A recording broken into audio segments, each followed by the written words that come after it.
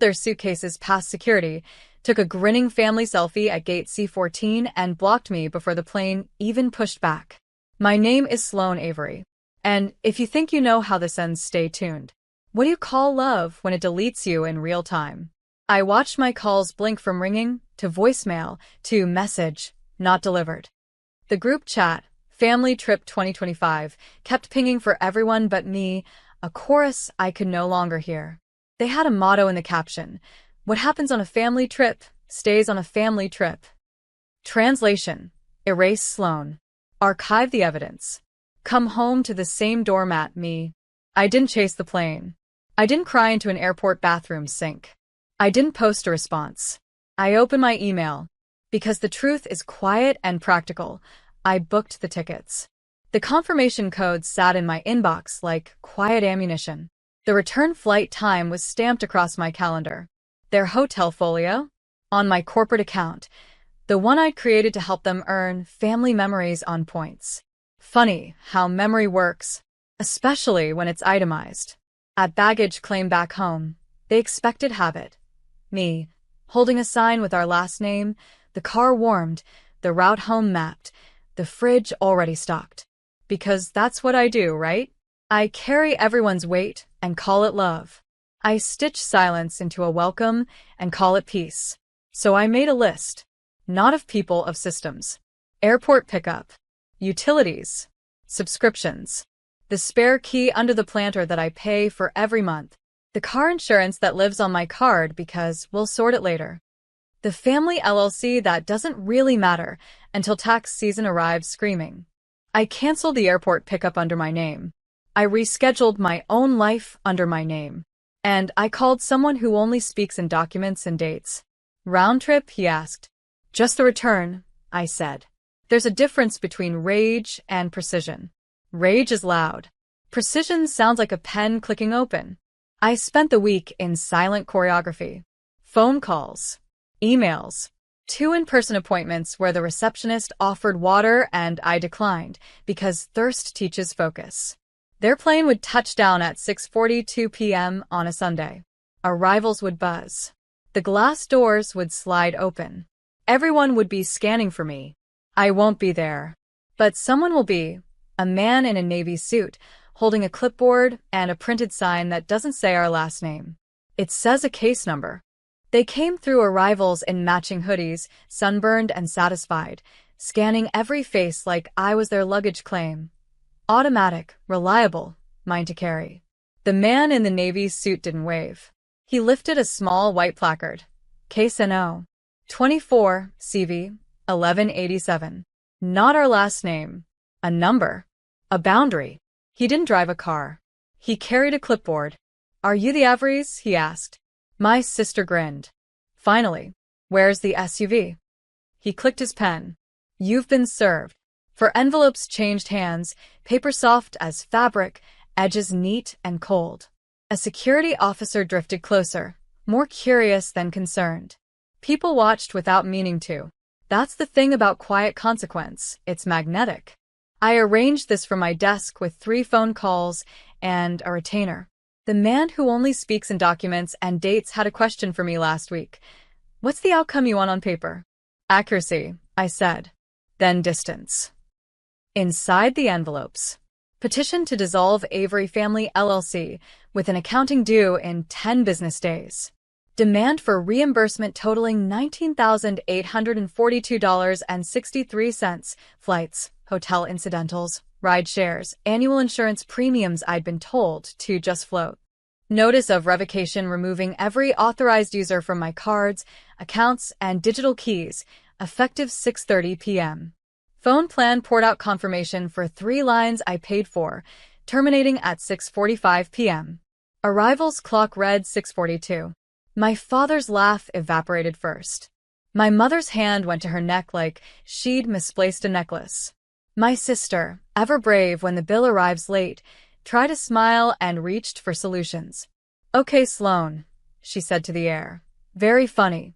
Just text me. She tapped her screen. The iMessage bubble held its breath, then snapped. Not delivered. She tried calling. The call failed with a soft chime and an uglier truth. SOS only bloomed in the corner of her display. My mother's phone showed it too. So did my father's. They turned to the man with the case number like he might be a concierge. He wasn't. He pointed them to page 1, the clerk's office line, the docket, the calendar. "Ma'am, you've been notified," he said gently, as if he didn't want to startle them. "Please sign to acknowledge service." They signed, each signature smaller than the last. Out on the curb, they reached for what they always reached for, me. A car I warmed, a fridge I stocked, a life I cushioned. All 3 phones blinked to SOS at once. The sky was thick with signals. Theirs had none. And that's when the sliding doors opened again. Not for me, but for a second man in a slate blazer, carrying a small metal box with a tamper seal and an inventory sheet with our address at the top. The box wasn't heavy. It was precise. Inside, every spare key they had ever borrowed, copied, or pretended was theirs. The slate blazer man read from the sheet as if it were a grocery list. 1 garage fob, 3 door duplicates, 1 gate clicker, serial ending in 37B, 1 safe key. Each item slipped into the box with a muted clink. The sound of doors closing forever. My father bristled. "You can't just take our keys." The man's reply was calm, not cruel. They were issued under Ms. Sloane Avery's ownership. The locks were recoded this afternoon. It was true. At 2:15 p.m., a locksmith changed every cylinder, logged every click, updated every passcode. I stood by the doorway watching, steady as the drill word. By 2:40 p.m., the house was mine alone in function, not just name. At the airport, my sister tried to bluff. "Fine. We'll just go home." The slate blazer man corrected her gently. "You'll need to find somewhere else. The utilities have been reassigned. The insurance policies canceled. Effective immediately." Their shock wasn't loud. It was hollow. 3 faces realizing the air they'd been breathing belonged to me.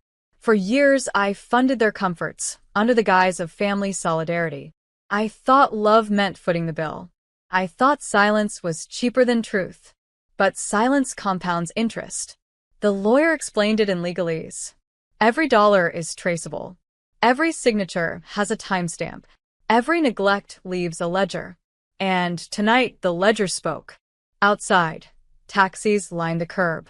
My family stood stranded, luggage rolling against their shins, phones blinking SOS, keys sealed away in a box they couldn't open. People passing thought it was just travel fatigue. Only I knew it was years of debt maturing in a single hour. I wasn't there to see their faces, but I didn't need to. Because at that exact moment, my phone, the only one still with service, buzzed with confirmation. Utilities switched. Bank accounts unfrozen. Title documents filed. I pressed save on each notification like one presses petals into a book. This wasn't rage. This was record-keeping. And yet, something in me whispered, "Don't stop at paper." Because justice on paper is neat. But justice in reality is unforgettable. The question was, what came next once they left the airport curb, searching for a home that no longer existed? They dragged their suitcases to the curb, faces pale under fluorescent light. Travelers passed by with reunions, hugs, taxi horns. My family had no one. A yellow cab pulled up. My father waved it down, muscle memory of entitlement. He rattled off our address. The driver shook his head. Card on file declined. Cash only. Cash. They never carried any. Why would they? I'd always been their wallet. The driver pulled away, leaving exhaust and silence. My sister tapped furiously at her phone. Every rideshare app crashed into the same screen. Payment method unavailable. Her voice cracked. Who shuts down an Uber account? I had. At noon. With one password reset. They turned, desperate, toward the glass doors of arrivals. Maybe a shuttle? Maybe a rental car? But the second man in the slate blazer stopped them. He handed over the inventory notice, with one final line highlighted. All shared transportation privileges revoked. My mother's hands trembled. Sloane wouldn't do this, she whispered. But she knew. Of course she knew. Because love leaves fingerprints, and so does betrayal. Mine were all over the systems they never bothered to understand. Meanwhile, at my kitchen table, I sat with the lights dimmed. A cup of tea steamed beside me. My phone vibrated with the next wave of confirmations. Family phone plan terminated. Streaming accounts deactivated. Gym membership auto-drafts canceled. Not out of cruelty. Out of clarity. I remembered my sister's smug toast on the trip before this one, when she clinked glasses and said, "To family perks." Perks. That's all I was to them. But tonight, the perks expired. At 9:03 p.m., my lawyer texted. Documents accepted. Court date set. They'll receive notice by mail. Mail they couldn't open because the keys were sealed in that airport box. I pictured them huddled under the neon glow of the terminal awning, luggage wheels squeaking, phones blink, pride cracking. For the first time, they couldn't look down on me. They had to look around. At strangers. At exits. At consequences. And me? I wasn't watching from a distance anymore. I was already moving into phase 2. Because it's one thing to take away comfort. It's another to replace it with something they'll never escape. A reminder. And I knew exactly where to leave it waiting. The reminder wasn't loud. It didn't need to be. It was a letter, printed on crisp white paper, folded once, sealed in an envelope with no return address. By the time they scraped together enough borrowed cash for a motel on the highway, 1 room, 2 double beds, flickering neon that hummed all night, the letter was already waiting at the front desk.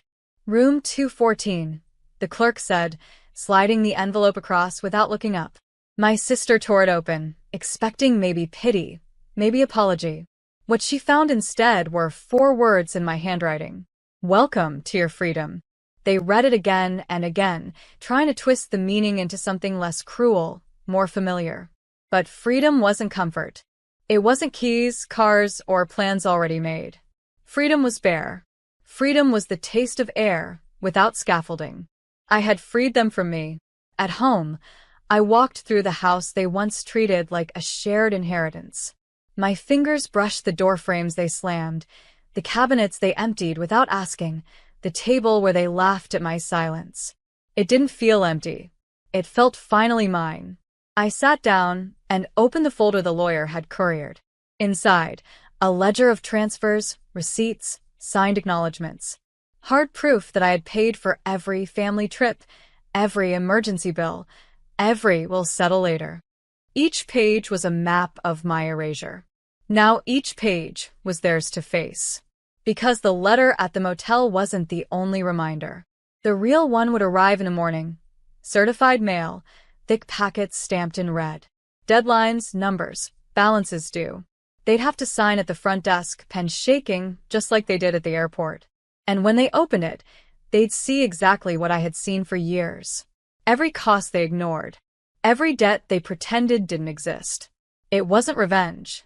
It was reflection, their reflection in black and white. That night, in their motel room, the hum of the neon light pressed against the silence. My father stared at the wall. My mother sat with the envelope clutched in her lap. My sister scrolled a dead phone, hoping it would come back to life. They wanted me to chase them, beg for inclusion, wait at the airport like luggage. Instead, they got freedom. But freedom with a ledger. And ledgers don't forgive. By dawn, the second reminder would knock. And this time it would be wearing a badge. The knock came at 7:12 a.m. 3 raps, not urgent, but official. The kind that makes your chest sink before your feet hit the floor. My father pulled the curtain back. A county deputy stood in the parking lot, hat tucked under one arm, clipboard in hand. The motel's neon vacancy sign buzzed overhead, painting his badge in a dull red glow. Delivery for the Averies, he said. No smile. No malice. Just duty. He held out a thick stack of certified envelopes, each one stamped in heavy ink. Notice TO appear. My mother tried to protest. There must be a mistake. The deputy shook his head. No mistake, ma'am. Sign here. They signed, each stroke of the pen a surrender. Inside the envelopes, a detailed demand for repayment, broken down to the cent. Court summons with dates already scheduled. Notices that liens could be filed against property held in their names, property bought with my money. And one more page, slipped at the top. A withdrawal authorization, proving I had revoked their access to the family LLC's accounts. They were standing in a motel room they couldn't afford, staring at papers they couldn't ignore. I wasn't there. I didn't need to be. At that same hour, I was in a different building across town, the bank. I signed my name to finalize the separation of every account. The teller handed me a folder, embossed with gold, that contained documents in my name only. "You're free of cosigners," she said. Free. On the motel floor, my sister scattered papers around her like broken glass. She can't do this. She won't follow through. But the deadlines were printed in bold. The balances were real. And the system they dismissed as invisible, the system I quietly kept alive, was no longer invisible. It was merciless. My father paced, muttering about lawyers, about fairness, about how family doesn't do this. But family did. They did. And now the truth had an audience. The state, the courts, the banks. They thought betrayal was a game played on vacations and blocked phones. But betrayal leaves receipts. And I had delivered every one. Still, something in me knew this wasn't the ending. Because paper can demand. Paper can punish. But sometimes justice needs a stage. And the perfect stage was already on the calendar. One they'd circled in joy months ago.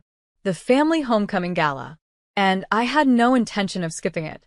The family homecoming gala was meant to be their stage. A hall of chandeliers, rented gowns, rented smiles, the annual spectacle where they paraded their unity for neighbors and distant cousins.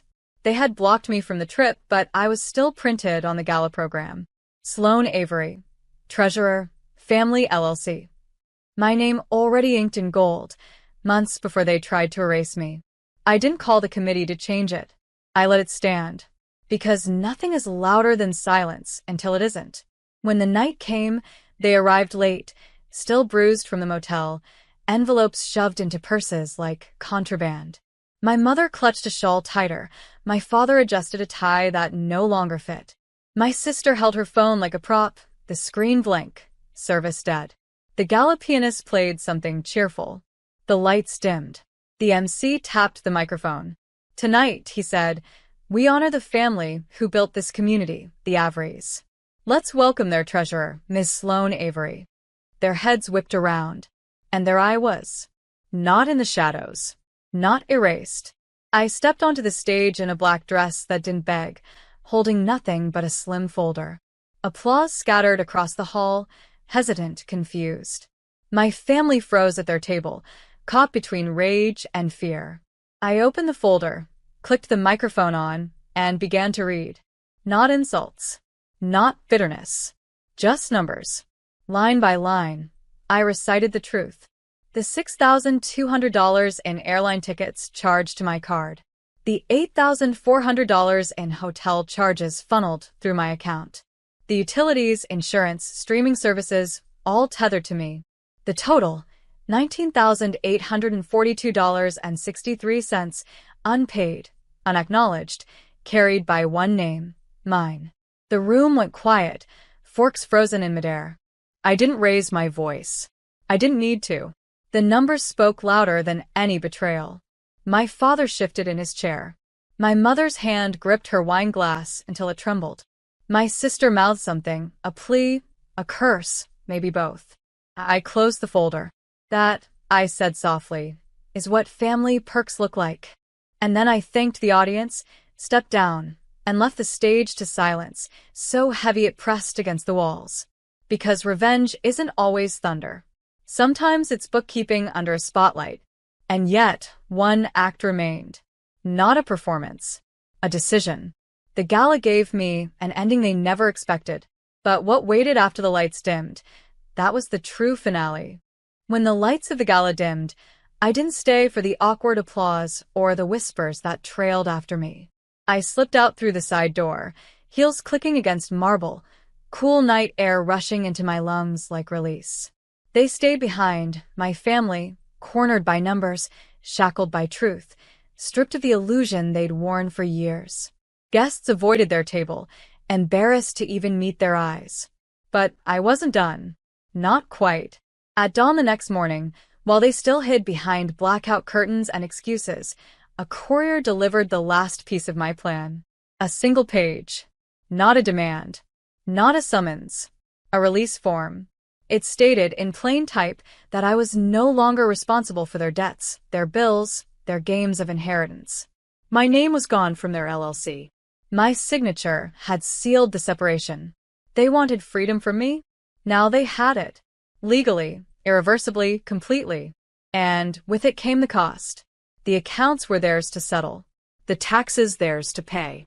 The reputation theirs to carry, fractured in front of everyone who once admired the illusion of Avery unity. I walked through my own doorway that morning, coffee in hand, sunlight pouring across the living room walls. My keys jingled against the lock, the only keys now. The house felt lighter, not because it was bigger, but because it was mine, finally mine, without the shadow of their entitlement. And somewhere across town, 3 people sat in silence, staring at a release form that felt more like a mirror than a document. Because it showed them what they truly had when I stepped away. Nothing built, nothing earned, nothing theirs. I didn't slam a door behind me. I didn't raise my voice. I just stopped carrying them. And sometimes, that's the sharpest revenge of all, letting someone collapse under the weight they swore didn't exist. Justice wasn't in destroying them. It was in setting them free to face themselves. And as I signed the final line, the ink drying steady under my hand, I whispered the only closure I needed.